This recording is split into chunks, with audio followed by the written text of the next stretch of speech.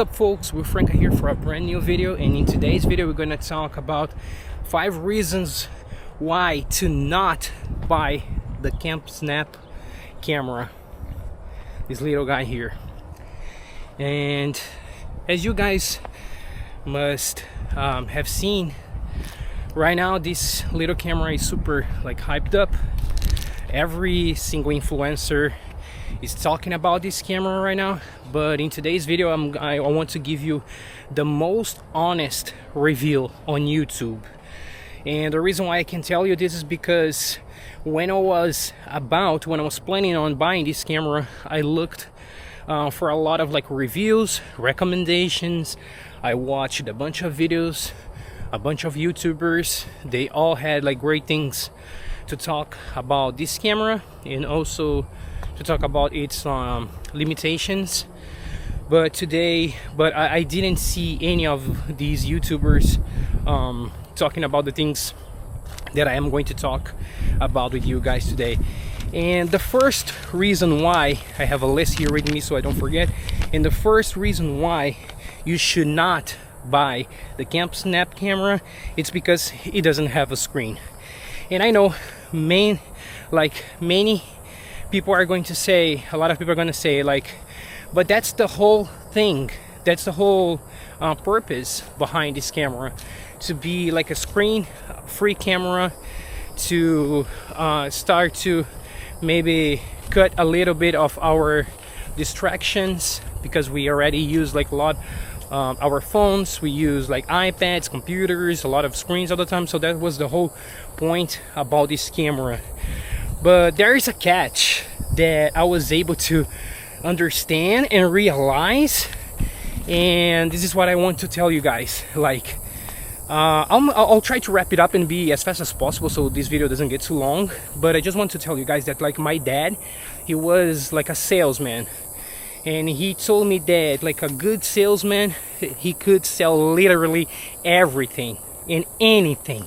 It doesn't matter if it's good or not. What it matters is the pitch that you are going to give to your client. And in this case, that's the pitch, that's the catch. A screen-free camera, no more distractions, live in the moment.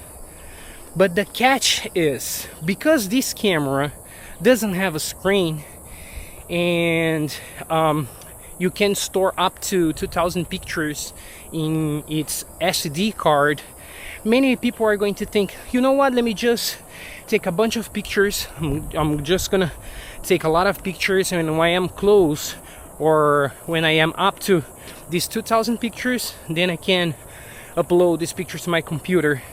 But by the time that you do that, you probably won't have not a warranty, but the timeline that you need, that you have in order, if you don't like the camera, for you to return, is probably gonna be expired by the time when you upload these pictures to your computer and you realize that actually you didn't do a good deal because you don't like the images, and then it's going to be too late. And another thing is, it has 3 or 4 picture profiles that they tell you to choose from and to use it and to test it. But because this is a screen-free camera, every time you change your color profile, you're gonna take a bunch of pictures, you're gonna upload them to your computer, and you're gonna see, okay, I don't like this, but you know what, maybe it's just the picture profile, let me try another one. And then you try another one and you don't like it, then you switch for another one and you don't like it, and then you realize that the problem, at least this time, is not you, it's the camera that is very, very limited. So that's the catch about this screen-free camera. And don't come and tell me, oh no, that's because of the price of the camera, because it's not. If you open the Amazon right now, you are going to find a bunch of these Chinese cameras for 30, 40, 50 bucks, and they all have for many times they even have a flip up screen. So No, it's not, because it's not to just to be cost effective. There is actually a catch. There's a reason why it doesn't have a screen. They don't want you to see your pictures. It has nothing to do with living in the moment. They don't want you to see your pictures because they want to gain time. And by the time you don't like this camera, you cannot return it anymore. Now it's too late. So that's the catch about this screen-free thing, because it doesn't make sense. Because if you think about it, even like old cameras, they have like LCD screens, so it's not a big of a deal, and they're just like buying time, so you don't have time to return the camera in case you don't like it. And number two, build quality is not great. Yeah, it's very plasticky,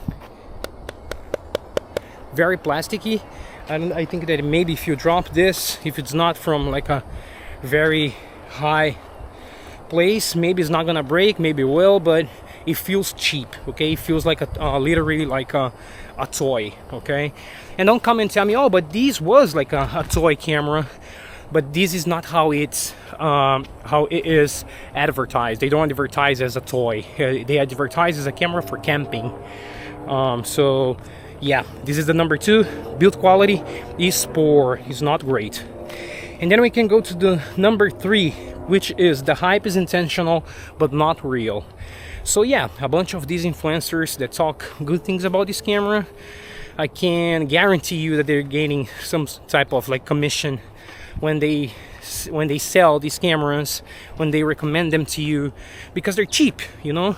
I think I paid for this camera with shipping and everything was it came to the total of like $85.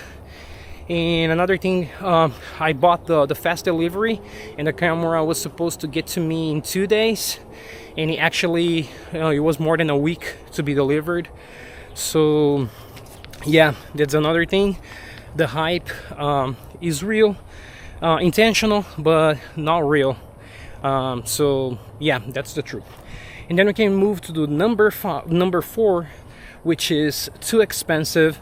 Get a DG cam. So like a lot of you are probably going to think, but you know, it's just like $85. The camera is really cheap. But yeah, but think about it, like what is the whole purpose behind this camera? It was a camera to try to replicate the film look that those old DG cams they used to have. But if that was the intention, they failed like poorly, you know, because it's not even close. So yeah, too expensive. Get a digicam, like with like $50, maybe $100, you can get like a way better digicam for the same price, and you can actually like take your pictures and see your pictures. You don't need to wait like a lot until you have the opportunity to like to transfer all these files to your computer or to your iPhone or whatever. Just get a digicam. I can guarantee you that that's going to be way better for your budget. And number five does not deliver what it promises, and that is for me, that's the worst thing that a company can do. Because just like I was telling you guys before, the whole purpose of this camera was to try to replicate the film look of old DG cams, and if that was the purpose, they failed like badly, you know, because it doesn't look like these film cameras at all. It doesn't look like those old DG cams at all, and it just like looks like a bad camera, you know. I'm gonna post a bunch of like pictures here and examples so you can see, and people wonder, because even after I got this camera, like I did a lot of research to see if maybe I was doing something wrong, and if it was my fault and I was not getting like good images.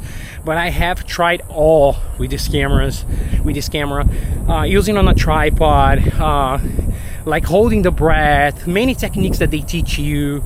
But my pictures would always be either over sharpened in a way that is like unusable, or they're gonna be shaky, or they're gonna be blurry, or they're gonna be out of focus.